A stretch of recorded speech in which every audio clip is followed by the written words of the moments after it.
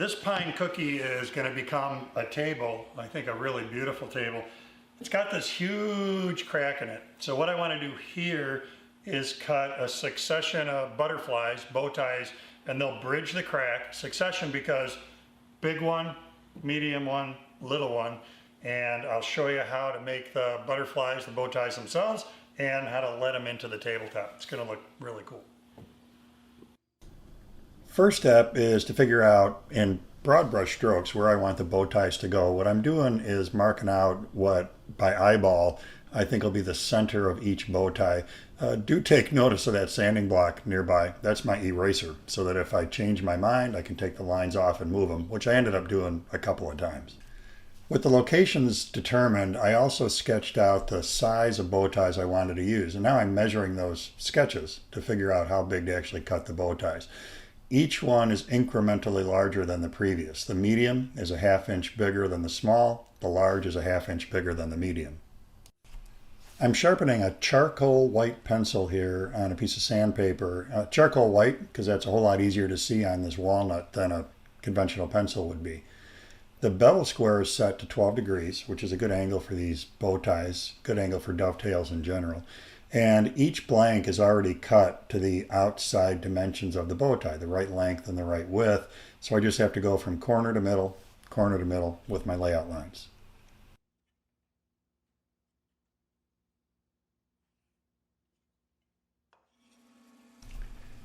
Next, head for the bandsaw and cut on the waist side, the outside of each line.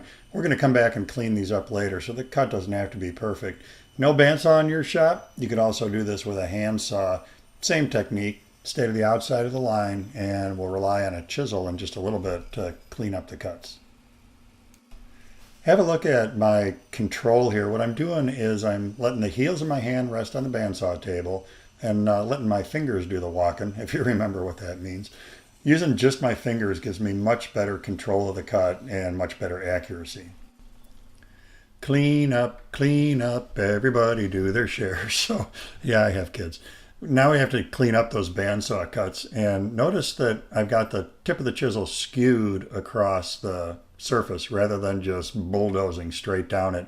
I find that makes it a lot easier to get a good quality cut. What we're trying to do here is get a straight edge, and we're also, of course, eliminating all of the ridges from the bandsaw cut. Be really careful here to make sure you don't introduce an angle to that edge. The edge needs to remain perpendicular to the face. When you get to the waist of the bow tie, you'll need to come down from each side, getting it to meet in the center. Don't pry with your chisel, just let the chisel make the cut. Then I like to use the edge of the chisel to eyeball that edge, make sure it's dead straight. If you look closely, you can see the layout lines still on the pine cookie here that indicate the center of the bow ties. So honestly, what I'm doing here is just eyeballing these things, figuring out where I want them. Because the crack is kind of at a curve, I'm allowing the bow ties to sweep around that curve too.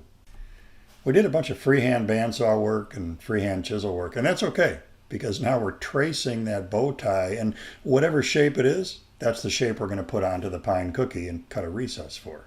However, you should use a piece of sandpaper and keep a nice needle point on your pencil. We want a good crisp line, not a line made by a Crayola here. Otherwise it's going to be impossible to be accurate. An alternative to marking these out with our needle sharp pencil would be to use a marking knife. And normally that's what I would do, but for video purposes I got to use a pencil or you can't see the lines. Next step is to get the waist out of that bow tie recess. This is best done with a plunge router, so you can go straight in and straight out of that recess.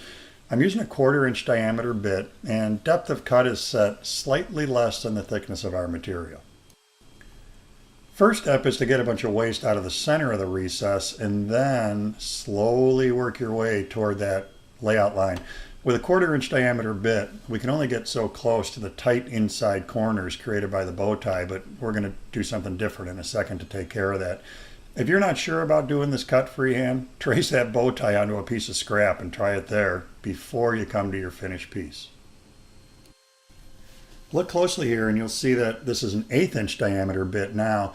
The 1/8 inch diameter bit lets me get way tighter in those inside corners, so there's less chisel work in the next step. Now the reason I use 2 cutters is that the 1/4" bit will remove waste faster than the 1/8" bit.